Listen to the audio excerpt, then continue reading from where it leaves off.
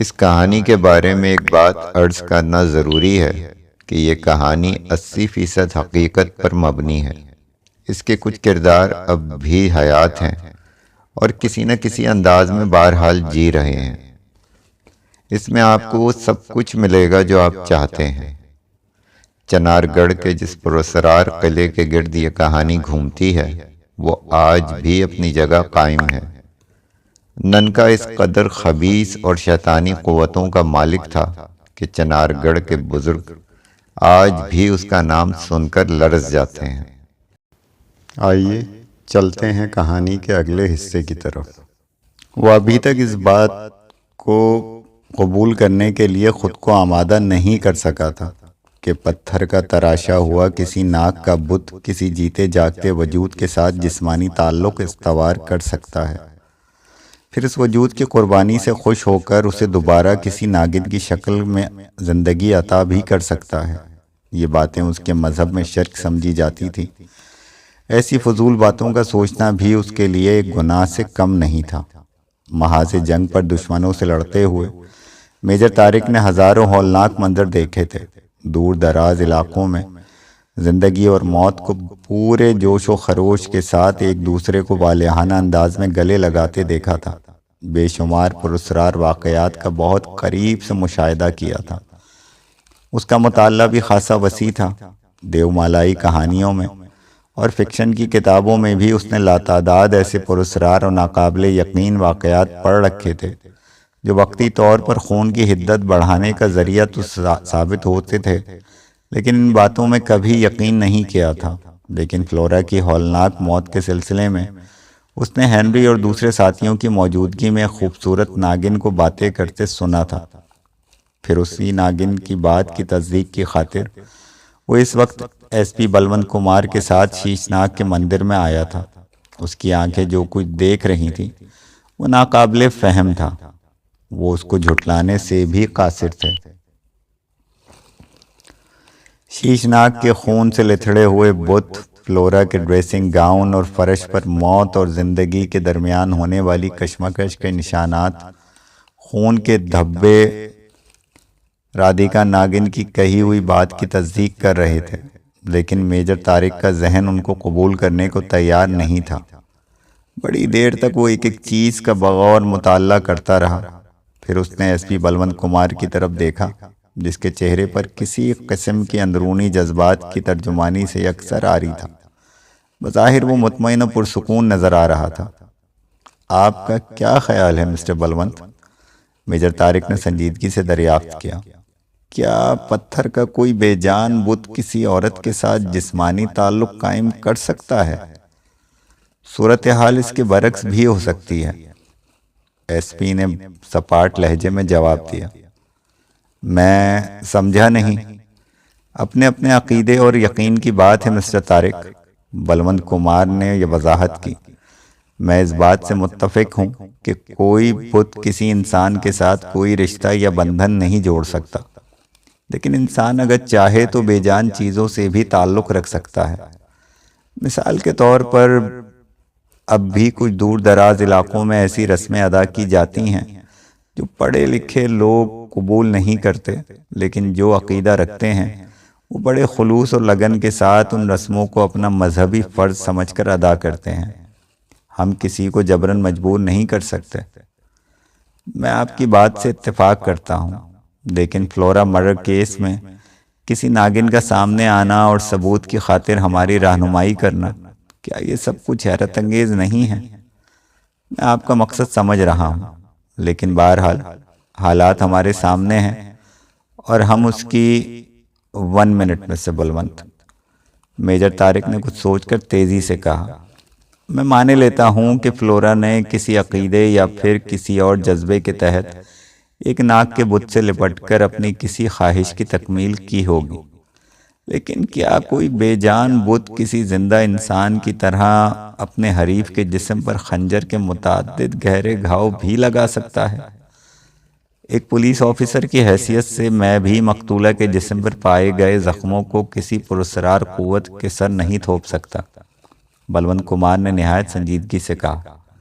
پھر بات جاری رکھتے ہوئے بولا، تھوڑی دیر کے لیے فرض کر لیا جائے کہ کسی جنونی قاتل نے فلورا کے مرنے کے بعد اس پر خنجر سے حملہ کیا اور اس کی لاش کو شیش ناگ کے مندر سے نکال کر ندی کے کنارے پھینک دیا۔ لیکن ایسی صورت میں کچھ سوالات ہمارے لیے قانونی نقطہ نگاہ سے بہت اہم ہیں۔ مقتولہ کی کار کو کس نے اور کس مقصد سے ڈرائیو کیا؟ وہ آلہ قتل کہاں غائب ہو گیا جس سے مقتولہ کے جسم پر گہرے گھاؤ لگائے گئے؟ اور اگر قاتل پاگل اور دیوانہ یا جنسی جنونی تھا تو پھر اسے قانون کو گمراہ کرنے اور الجھانے کی خاطر شاطرانہ چالیں چلنے کی کیا ضرورت درپیش آئی؟ آپ ان سوالوں کا کیا جواب دیں گے؟ میجر طارق نے اپنا نچلا ہونٹ دانتوں تلے دباتے ہوئے پوچھا۔ اس سے پیشتر ہمیں یہ غور کرنا ہوگا کہ ناگن کے روپ میں نظر آنے والی رادھیکا کون تھی؟ بلونت کمار نے دبی زبان میں کہا۔ وہ بند کمرے میں کس طرح پہنچی اور پھر دھواں بن کر کیسے غائب ہو گئی؟ کیا آپ کے ذہن میں اس وقت بھی ننکا کا نام گونج رہا ہے؟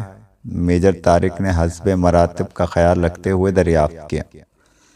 ہمارے پاس بظاہر ننکا کے خلاف کوئی ٹھوس ثبوت موجود نہیں ہے، لیکن چنار گڑھ میں ایسے بے شمار واقعات آن ریکارڈ ہیں جو ناقابل یقین حالات میں رونما ہوئے، اور ان سے بیشتر حادثات میں لوگوں کا یہی خیال تھا کہ اس میں ننکا کی خالق قوتوں کا دخل رہا ہوگا۔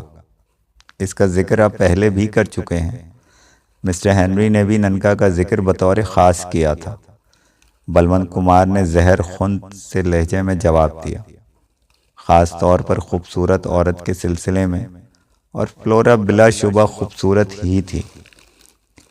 کیا آپ کو یقین ہے کہ ننکا سفلی علم کا ماہر ہے؟ حالات و واقعات سے تو یہی ثابت ہوتا ہے۔ بلونت کمار نے شانے اچکا کر گول مول جواب دیا۔ اواگون کے سلسلے میں سوری میجر، بلونت کمار نے تیزی سے میجر طارق کی بات کو کاٹتے ہوئے سپاٹ آواز میں کہا۔ ہم یہاں کسی مذہبی مسئلے کو طے کرنے کی خاطر نہیں آئے۔ اگر آپ کے جذبات کو ٹھیس پہنچی ہے تو میں معذرت خواہ ہوں۔ میجر نے بلونت کمار کے تیور بھانپتے ہوئے کشادہ دلی کا مظاہرہ کیا۔ میرا مقصد آپ کے تیسرے سوال کو حل کرنا تھا کہ رادھیکا کون تھی، بند کمرے میں کس طرح داخل ہوئی اور دھواں بن کر کس طرح نظروں سے غائب ہو گئی۔ ایک اہم بات اور بھی ہے، بلونت کمار نے الفاظ چباتے ہوئے جواب دیا۔ غائب ہونے سے پیشتر اس ناگن نے آپ سے انتقام لینے کی بات کی تھی۔ مجھے یاد ہے۔ میجر طارق کی پیشانی شکن آلود ہو گئی۔ مگر کیا وہ ایسا کر سکے گی؟ جو کچھ ہو چکا ہے وہ بھی ناقابل یقین ہے۔ کل کیا ہوگا اس کے بارے میں بھی وشواس سے نہیں کہا جا سکتا۔ میجر طارق نے فوراً ہی کوئی جواب نہیں دیا۔ وہ محسوس کر رہا تھا کہ ایس پی بلونت کمار کے ذہن میں بجنے والے ریکارڈ کی سوئی ایک بار پھر ننکا کے نام پر پہنچ کر اٹک گئی ہے۔ بلونت کمار کو اس نے محض ایک ساتھی کی حیثیت سے اپنے ساتھ آنے کی دعوت دی تھی، اس لیے وہ اس کے ساتھ کسی بحث میں الجھنا نہیں چاہتا تھا۔ چنانچہ دوبارہ مندر کے اندر پائی جانے والی افراتفری کا جائزہ لینے لگا، خاص طور پر شیش ناگ کے مجسمے پر خون کے بہاؤ کو مختلف زاویوں سے دیکھنے میں مصروف تھا۔ جب کسی نوبارد کی آواز سن کر وہ بری طرح چونکا۔ میجر طارق، تم یہاں اپنا سمے برباد کر رہے ہو۔ فلورا نے شیش ناگ مہاراج کے لیے جو بلیدان پیش کیا ہے اس کا کھوج لگانا تمہارے بس کی بات نہیں ہے۔ میری مانو تو بلا وجہ کھٹ راگ کھڑا کرنے کی حماقت سے باز آ جاؤ، اسی میں تمہاری مکتی ہے۔ میجر طارق نے پلٹ کر بلونت کمار کی جانب دیکھا جس کی آنکھوں سے وحشت جھانک رہی تھی۔ اس کے ہونٹ متحرک ضرور تھے، لیکن وہ آواز میجر کے کانوں سے ٹکرا رہی تھی، وہ بلونت کمار کی نہیں تھی۔ مندر کے اندر کوئی تیسرا شخص بھی موجود نہیں تھا۔ مسٹر بلونت، میجر نے خوفزدہ ہوئے بغیر ایس پی کو مخاطب کیا، آپ شاید مجھ سے کچھ کہہ رہے تھے۔ زیادہ چلتر اور چالاک بننے کی کوشش مت کرو میجر۔ بلونت کمار کے ہونٹوں کو دوبارہ جنبش ہوئی۔ اس سمے تمہارے سامنے بلوند کمار کا کیول شریر موجود ہے، پرنتو اس میں کسی اور کی آتما موجود ہے۔ اپنے جیون کو روگ لگانے کا دھیان من سے نکال دو۔ تم نے رادھیکا کے سندر روپ پر بھی گولی داغنے میں جلد بازی کی تھی۔ میں تمہیں ایک آخری موقع اور دے رہا ہوں۔ دلدل میں ڈبکی مارنے کی حماقت کرو گے تو سارا جیون اپاہجوں کی طرح بتانا پڑے گا۔ جو کچھ گزر گیا اسے بھول جاؤ، سمے کی قدر کرو۔ یہ ایک بار بیت گیا تو ہمیشہ ہاتھ ملتے رہو گے۔ موت برحق ہے، میں موت سے نہیں ڈرتا، میجر نے دبنگ آواز میں کہا۔ تم جو کوئی بھی ہو، اگر مرد ہو تو سامنے آ کر مقابلہ کرو۔ اس بار بلوند کمار کے ہونٹوں کو جنبش نہیں ہوئی۔ اس کی آنکھیں بدستور پھٹی پھٹی اور بے جان نظر آ رہی تھیں۔ وہ کسی بت ہی کی طرح اپنی جگہ کھڑا دکھائی دے رہا تھا۔ میجر کی نظریں اسی پر مرکوز تھیں، لیکن ایک لمحے کے بعد وہ کسی سانپ کی تیز اور دہشتناک پھنکار کی آواز سن کر اچھل پڑا۔ تیزی سے پینترا بدل کر اس نے اپنا سروس آٹومیٹک ریوالور نکالا اور اس ناگ کو دیکھا جو شیش ناگ کے بت کے قدموں میں پھن اٹھائے فضا میں لہرا رہا تھا۔ میجر نے نشانہ لے کر اسے شکار کرنے کی کوشش کی، لیکن اس کی چلائی ہوئی گولی ضائع ہو گئی۔ ناگ برق رفتاری سے جھکائی دے کر فرش پر رینگتا ہوا میجر کے قریب آ گیا۔ اس نے تیزی سے اپنا تھوڑا سا جسم فضا میں بلند کر کے میجر کو ڈسنے کی کوشش کی، مگر اچانک ایک عقاب نما پرندہ نمودار ہوا اور اس نے ناگ کو پنجوں میں دبوچنے کی خاطر جھپٹا مارا تھا، اور پھر وہ دونوں ہی کسی چھلابے کی مانند نظروں سے غائب ہو گئے۔ یہ گولی آپ نے کس پر چلائی تھی؟ بلوند کمار کی آواز ابھری۔ میجر طارق نے گھوم کر بلوند کمار کی سمت دیکھا تو نہ صرف اپنی آواز میں اس سے مخاطب تھا بلکہ حیرت بھری نظروں سے اسے گھور رہا تھا۔ میجر کے جواب دینے سے پیشتر اس نے چاروں مسلح جوان بھی اپنی اپنی رائفلیں تانے مندر میں داخل ہو گئے تھے۔ شاید گولی چلنے کی آواز نے انہیں بھی کسی فوری مداخلت پر مجبور کر دیا تھا۔ میجر خاموشی سے اپنا نچلا ہونٹ چبانے لگا۔ اس وقت میجر کے ذہن میں بھی ننکا کا نام صدائے بازگشت بن کر گونج رہا تھا۔ شرافت حسین ننکا کے ساتھ قدم ملاتے ہوئے قلعے کی جانب بڑھ رہے تھے۔ ننکا خلاف توقع اس وقت بہت خوش دکھائی دے رہا تھا۔ قلعے کی سمت جانے والے سیدھے راستے کو چھوڑ کر اس نے ایک طویل راستہ اختیار کیا تھا۔ شرافت حسین کو اس کی وجہ معلوم تھی۔ انگریز حکومت نے قلعے میں مدفون خزانے کی وجہ سے وہاں عام لوگوں کے داخلے پر پابندی لگا دی تھی۔ تفریح یا سیاحت کے غرض سے جانے والوں کو مقامی انتظامیہ سے باقاعدہ تحریری اجازت حاصل کرنا پڑتی تھی۔ ننکا کی طرح شرافت حسین کے دل میں بھی خزانے کی لالچ موجود تھی، لیکن انہیں اپنی سرکاری حیثیت کا احساس بھی تھا۔ اس وقت بھی وہ یہی سوچ رہے تھے کہ اگر ان کو ننکا کے ساتھ بغیر اجازت اور کسی خفیہ راستے سے قلعے میں داخل ہوتے دیکھ لیا گیا تو اس کی کیا پوزیشن ہوگی۔ اس کے علاوہ گھر سے روانہ ہوتے وقت بستو نے ان کے ساتھ جو گفتگو کی تھی وہ بھی ان کے ذہن میں رہ رہ کر ابھر رہی تھی۔ بستو سے انہوں نے یہی بتایا تھا کہ وہ خفیہ طور پر ایک سرکاری دورے پر جا رہے ہیں تاکہ غلط قسم کے اہلکاروں کی جانچ کی جا سکے۔ یہ تاکید بھی کی تھی کہ ان کے دورے کے سلسلے میں کسی کو کانوں کان خبر نہ ہو۔ کوئی ان کے بارے میں دریافت کرے تو بستو اس سے اپنی لا علمی کا اظہار کر دے۔ آپ بالکل فکر نہ کریں انکل، بستو نے انہیں یقین دلاتے ہوئے کہا تھا۔ میں کسی کو کچھ نہیں بتاؤں گا، لیکن آپ کی واپسی کب تک ہوگی؟ کوشش کروں گا جلد لوٹ آؤں، تم پریشان مت ہونا۔ میں نے ملازموں کو تمہارا خیال رکھنے کی ہدایت کر دی ہے۔ آپ بھی اپنا خیال رکھیے گا، بستو نے بڑی معصومیت سے جواب دیا۔ پھر شرافت حسین کو نصیحت کرتے ہوئے کہا تھا، میں نے بزرگوں کی زبانی سنا ہے کہ سفر کے دوران انسان کو اپنے ساتھ دوسروں کا بھی خیال رکھنا چاہیے۔ اپنی خوشی کی خاطر کسی چونٹی کو بھی جان بوجھ کر نہیں مارنا چاہیے، اس لیے کہ یہ گناہ ہوتا ہے۔ اور کوئی نصیحت فرمائیں گے آپ؟ شرافت حسین نے بستو کی معصوم بات پر مسکراتے ہوئے پوچھا۔ آپ دورے پر جا رہے ہیں اس لیے کہہ رہا ہوں، کہ بغیر اچھی طرح سوچے سمجھے اور جانچ پڑتال کیے کسی غریب کے پیٹ پر لات نہ ماریے گا، اور برے لوگوں کی پرچھائی سے بھی دور رہیے گا۔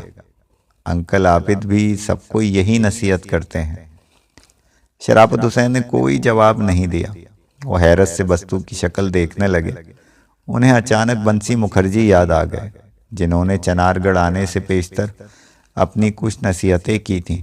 بستو نے بھی تقریباً وہی باتیں دہرائیں تو شرافت حسین ششدر رہ گئے۔ انہوں نے بستو کو کریدنے کی کوشش نہیں کی، لیکن ایک لمحے کو ان کے ذہن میں یہ خیال ابھرا کہ شاید کوئی غیبی قوت انہیں ان کے ارادے سے باز رکھنے کی تلقین کر رہی ہے۔ ننکا کے ساتھ رات کی تاریکی میں قلعے کی طرف قدم اٹھاتے ہوئے انہیں بنسی مکھرجی کا ایک اور جملہ یاد آ گیا۔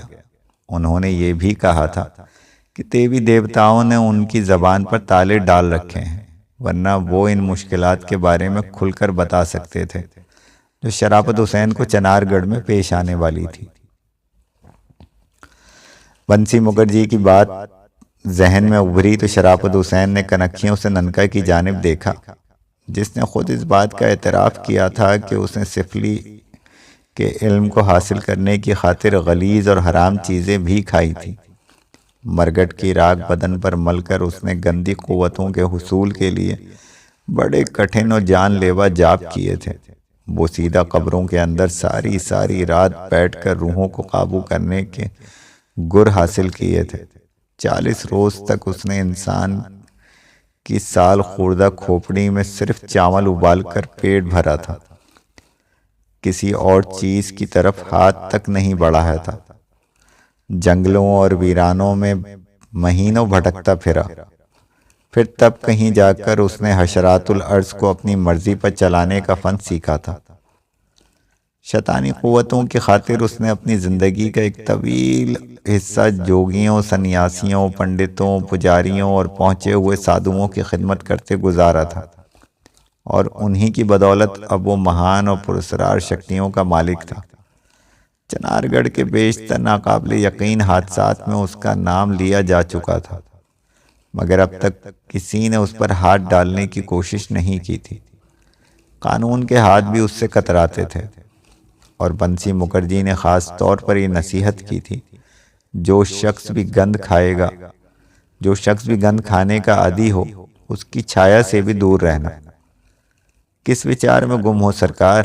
ننکا نے اچانک شرافت حسین کی طرف دیکھ کر کچھ ایسے انداز میں پوچھا جیسے وہ ان کے ذہن میں ابھرنے والی باتوں کو پڑھ رہا ہو۔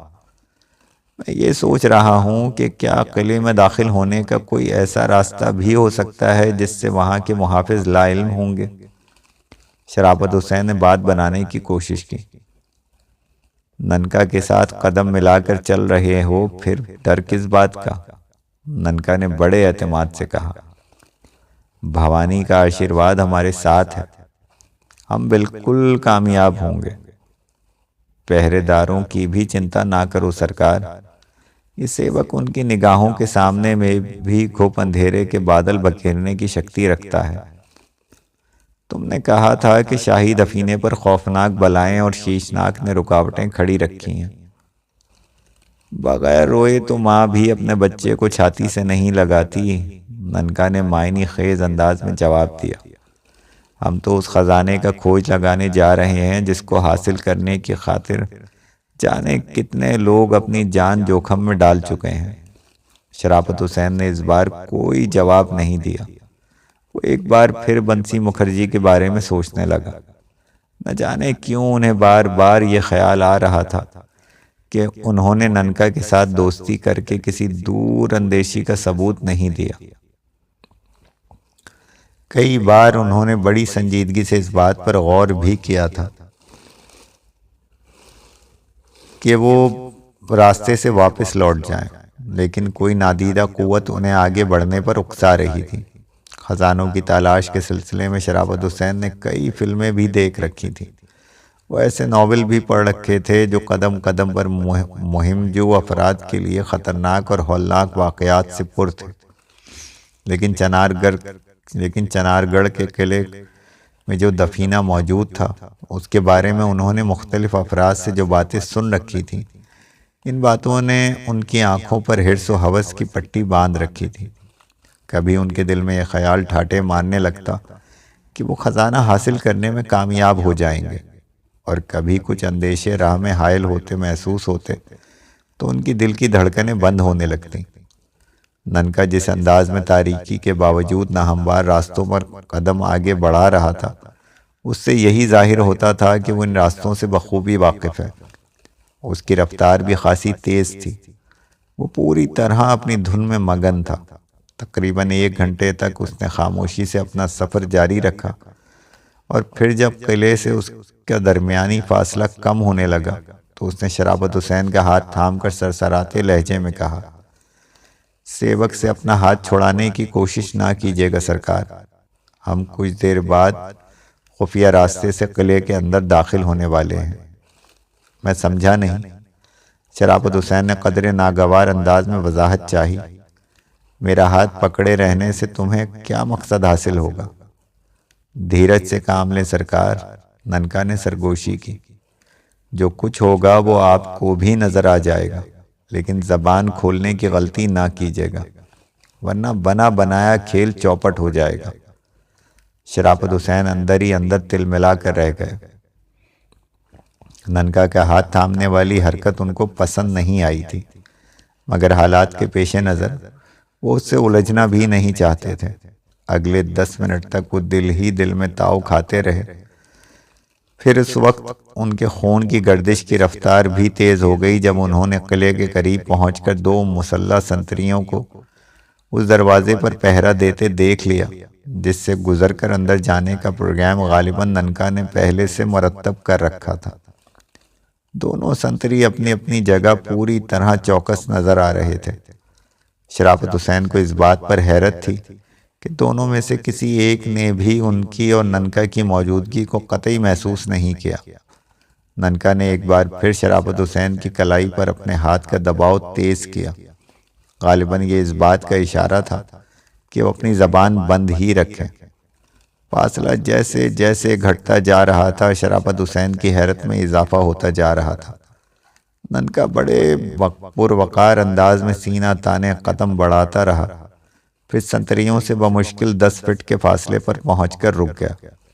دونوں مسلح پہرے دار بڑی دیانتداری سے نصف رات گزر جانے کے باوجود قلعے کے بند پھاٹک پر باقاعدہ لیفٹ رائٹ اور اباؤٹ ٹرن کرنے میں مصروف تھے، مگر ابھی تک انہوں نے کوئی ایسی حرکت نہیں کی تھی جس سے شرافت حسین یہ محسوس کر سکتے کہ پہرے داروں کو وہاں ان کی اور ننکا کی موجودگی کی کوئی بھنک بھی ملی ہو۔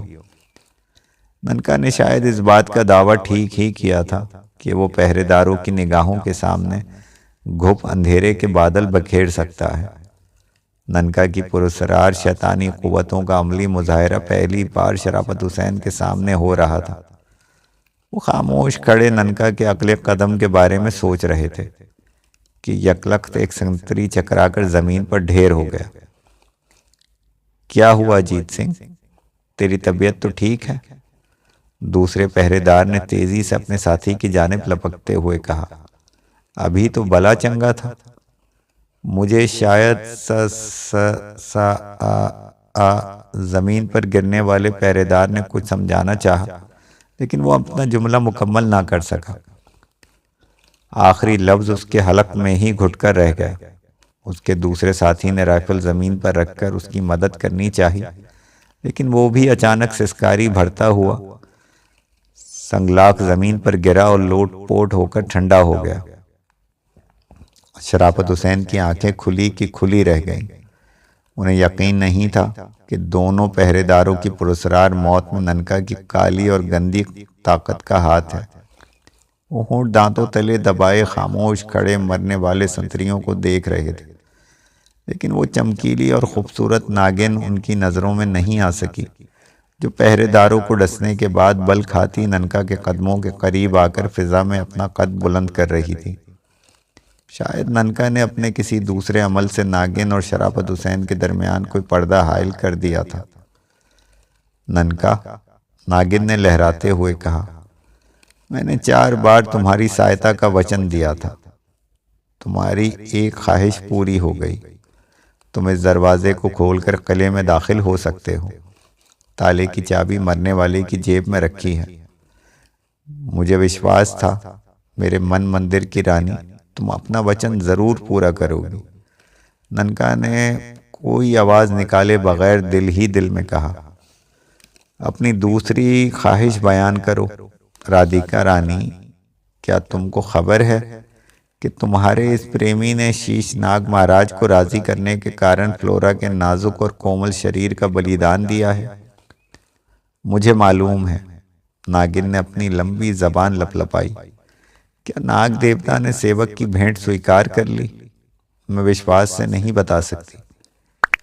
کب تک اپنی کٹھیلی اداؤں سے میرا من تڑپاتی رہو گی؟ ننکا نے ہونٹوں پر زبان پھیرتے ہوئے سرسراتی آواز میں کہا، تم پھر بھٹک رہے ہو۔ میں نے تم سے کہا تھا کہ جس دن تم نے میرے شریر کو چھونے کی کوشش کی اس دن میں اپنے دیے ہوئے وچن سے آزاد ہو جاؤں گی۔ بڑی کٹھور ہو رادھیکا رانی، ننکا نے نگاہوں ہی نگاہوں میں اپنا مفہوم بیان کیا، پھر سنجیدگی سے بولا، میں تمہیں تمہارے دیے ہوئے وچن سے آزاد کر سکتا ہوں، پرنتو ایک شرط ہے۔ وہ کیا؟ مجھے اس شکتی کا پتہ اور ٹھکانہ بتا دو جس کے بارے میں تم ہی نے مجھے چوکنا کیا تھا۔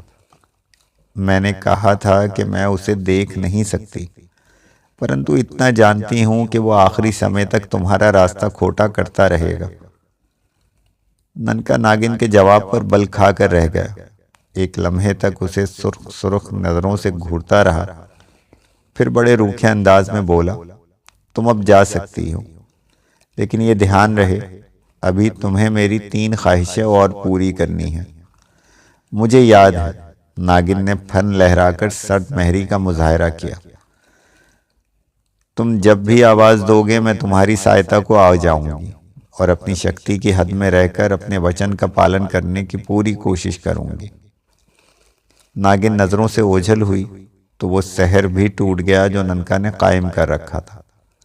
دیکھا سرکار، اپنے سیوک کا چمتکار، ننکا نے شرافت حسین کو مخاطب کیا۔ کیا تم ان دونوں کو موت کی نیند سلائے بغیر قلعے میں داخل نہیں ہو سکتے تھے؟ شرافت حسین نے سنجیدگی سے دریافت کیا۔ ابھی سے پریشان ہونے لگے سرکار، ابھی تو کھیل شروع ہوا ہے، ننکا نے زہر خون سے جواب دیا، پھر شرافت حسین کا ہاتھ چھوڑ کر دروازے کی جانب قدم بڑھانے لگا۔ مارٹینا قتل کے الزام میں جیل کی آہنی سلاخوں کے پیچھے بند تھی، لیکن ہنری کی بدولت اسے وہ تمام سہولیات میسر تھیں جو اکثر جیلوں میں چور دروازے سے منہ مانگے داموں کے عوض فراہم کر دی جاتی ہیں۔ جیل کا تمام عملہ ہمہ وقت مارٹینا کی دلجوئی کا پورا خیال رکھتا تھا۔ انہیں امید نہیں تھی کہ وہ عدالت کے سیدھے راستے سے گزر کر پھانسی کے پھندے تک پہنچ سکے گی۔ جیل کی کال کوٹری سے لے کر پھانسی گھر کے راستے میں ایسے ان گنت موڑ بھی آ سکتے تھے جو مارٹینا کو دودھ کی مکھی کی طرح کیس سے بری کرا سکتے تھے۔ ہنری کی براہ راست پہنچ گورنر جنرل وارن ہینگس تک تھی، لیکن جس کی پلکوں کے محض ایک جنبش سے مارٹینا قید تنہائی سے ہمیشہ کے لیے چھٹکارا حاصل کر سکتی تھی۔ دوسروں کی چمگوئیاں اور قیاس آرائیوں کے برعکس خود مارٹینا کو بھی اس بات کا یقین تھا کہ قانون اسے موت کی سزا نہیں دے سکتا۔ اس کے ذہن کے کسی گوشے میں بھی ایک پل کو بھی یہ خیال نہیں ابھرا تھا اس نے مارٹن ڈگلس یا ہنری پر گولی چلائی ہوگی۔ اس نے متعدد بار اس بارے میں بے حد سنجیدگی سے اپنے ذہن پوری طرح ٹٹولا تھا، لیکن ہر بار اس کو صرف ایک ہی خیال گزرا تھا کہ اس کی قید میں یقیناً ہنری کا ہاتھ شامل ہوگا، جو اسے نظر انداز کر کے ہمیشہ دوسری عورتوں کے ساتھ دادے عیش لینے کا عادی تھا۔ مارٹن ڈگلس کی موت کی خبر سننے کے بعد اسے اپنے خیال میں زیادہ وزن محسوس ہوا۔ ننکا کے بعد ہنری نے مارٹینا اور مارٹن کی تعلقات پر بھی شبہ کیا تھا۔ وہ مارٹینا پر بندشیں عائد نہیں کر سکتا تھا، اس لیے اس نے مارٹن کو ٹھکانے لگایا اور اس کا الزام مارٹینا کے سر تھوپ دیا۔ لیکن جب اسے فلورا کی موت کی دردناک تفصیل معلوم ہوئی تو اس کا ذہن الجھنے لگا۔ اسے خوب معلوم تھا کہ ہنری ٹوٹ کر فلورا سے پیار کرتا تھا، اس پر چھپ چھپ کر بے دریغ رقم خرچ کرتا تھا، اس کی ناز برداری اٹھاتا تھا، اس کی خاطر اس نے مارٹن کو خصوصی رعایتیں دے رکھی تھیں۔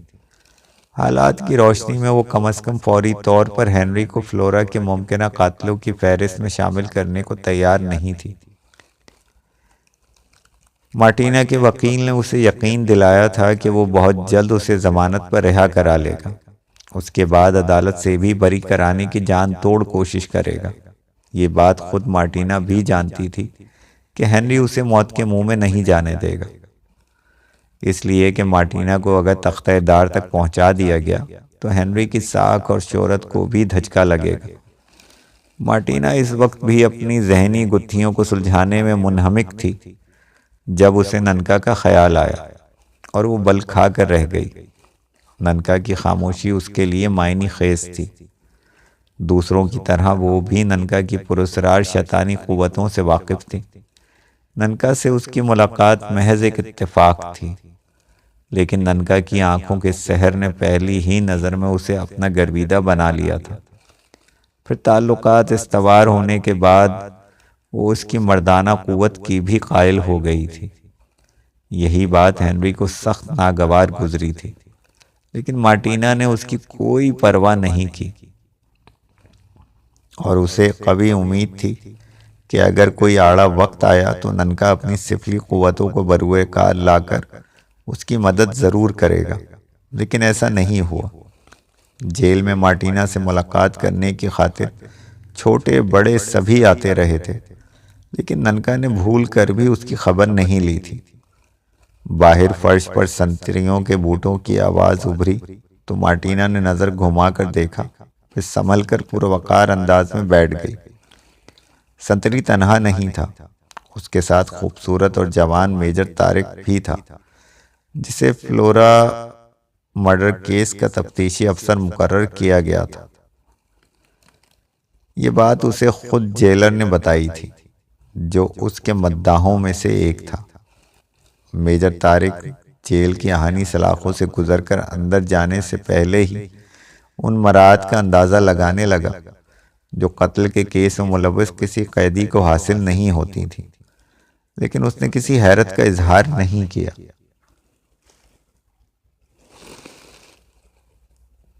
مارٹینا سے رسمی جملوں کے تبادلے کے بعد وہ ایک بینچ پر بیٹھ گیا۔ وہ محسوس کر رہا تھا کہ مارٹینا کی نظروں میں متضاد کیفیتیں رنگ بدل رہی تھیں۔ کبھی وہ اسے سوالیہ انداز میں گھورنے لگتی، کبھی کسی خیال سے اس کی کشادہ پیشانی پر شکنیں ابھر آتی، کبھی وہ پسندیدہ نظروں سے اس کے چہرے کے نقوش کو عجیب انداز میں دیکھنے لگتی۔ بہرحال میجر کو مارٹینا کے چہرے پر پریشانی یا تشویش کی ایسی کوئی علامت نظر نہیں آئی جو کسی قاتل کی نشست و برخاست پر ضرور ہوتی ہے۔ وہ عورت ہونے کے باوجود یقیناً بہت مضبوط اعصاب کی مالک تھی، جو پوری طرح مطمئن اور پرسکون نظر آ رہی تھی۔ میرا اندازہ اگر غلط نہیں ہے میجر، تو تم شاید فلورا کے پراسرار قتل کے سلسلے میں مجھ سے کچھ ضروری معلومات حاصل کرنے کے غرض سے یہاں آئے ہو۔ مارٹینا نے سنجیدگی سے گفتگو کا اظہار کیا۔ میں آپ کے اندازے کی تردید نہیں کروں گا، میجر نے سنبھل کر کہا۔ مجھے مختلف ذرائع سے معلوم ہوا ہے کہ آپ فلورا کے بارے میں تم شاید اس بات کو فراموش کر رہے ہو کہ فلورا کے قتل کے وقت میں انہی سلاخوں کے اندر قید تھی۔ مارٹینا نے تیزی سے میجر کی بات کاٹتے ہوئے کہا، ایسی صورت میں بھلا تمہاری کیا مدد کر سکتی ہوں؟ اور کچھ نہیں تو کم از کم کسی پر اپنے شبے کا اظہار تو کر سکتی ہیں۔ میجر نے سنجیدگی سے دریافت کیا، کوئی ایسا فرد جو فلورا کی جان کا دشمن ہو یا جسے اس کی موت سے کوئی فائدہ پہنچ سکتا ہو؟ تمہارے سوال کی روشنی میں بھی تم سے ایک سوال کروں گی، مارٹینا نے نچلا ہونٹ چباتے ہوئے سپاٹ لہجے میں کہا۔ مارٹن ڈگلس جیسے ایک معمولی کارندے کی موت سے مجھے کیا فائدہ پہنچ سکتا تھا جو میں اس جرم کی پاداش میں اس وقت یہاں موجود ہوں؟ رہا ہنری پر گولی چلانے کا مفروضہ جو میرے خلاف قائم کیا گیا ہے، تو کیا کوئی عورت اتنی احمق بھی ہو سکتی ہے کہ اپنے شوہر کو کسی دوسرے کی موجودگی میں موت کا شکار کرنے کی کوشش کرے گی، جبکہ وہ خوابگاہ کی تنہائی میں اس عمل کو نہایت اطمینان سے سر انجام دے سکتی ہے؟ میں آپ کی بات سمجھ رہا ہوں، لیکن مسٹر ہنری کا بیان، میرا وکیل کورٹ میں ہنری کے بیان کی دھجیاں اڑا دے گا۔ مارٹینا کا چہرہ غصے سے سرخ ہو گیا۔ وہ بڑے جذباتی انداز میں بولی، یہ سراسر جھوٹ ہے کہ مارٹن ڈگلس پر میں نے گولی چلائی تھی۔ میں پہلے بھی اس کی تردید کر چکی ہوں۔ گویا آپ کو اس کیس میں ملوث کیا جا رہا ہے۔ اس کے سوا اور کیا سوچا جا سکتا ہے؟ مارٹینا نے جھلا کر جواب دیا۔ کیا کوئی خاص وجہ ہے جس کی بنا پر mister Henry? Sorry major, Martina نے ایک بار پھر میجر طارق کے جملے کو درمیان سے اچکتے ہوئے کہا۔ میرے وکیل نے سختی سے ہدایت کی ہے کہ میں ضمن میں فی الحال اپنی زبان بند ہی رکھوں۔ ایز یو وش، میجر نے بڑے مہذب انداز میں جواب دیا۔ پھر فلورا کی موت کی مختصر تفصیل اور اپنے ساتھ پیش آنے والے پراسرار حالات کو بڑی صاف گوئی سے بیان کرتے ہوئے بولا، کیا آپ ان معاملات کی روشنی میں میری کوئی رہنمائی کر سکتی ہیں؟ مارٹینا نے کوئی جواب نہیں دیا، لیکن اس کے چہرے کے تاثرات چغلی کھا رہے تھے کہ اس کے ذہن میں کوئی نام ضرور مچل رہا تھا جسے وہ زبان تک لانے سے گریز کر رہی تھی۔ تفصیل سننے کے دوران بھی وہ کئی بار چونکی تھی۔ مارٹن کی موت کے بعد فلورا کا دردناک قتل، کیا ان دونوں واقعات میں کسی ایک شخص کا ہاتھ ملوث نہیں ہو سکتا؟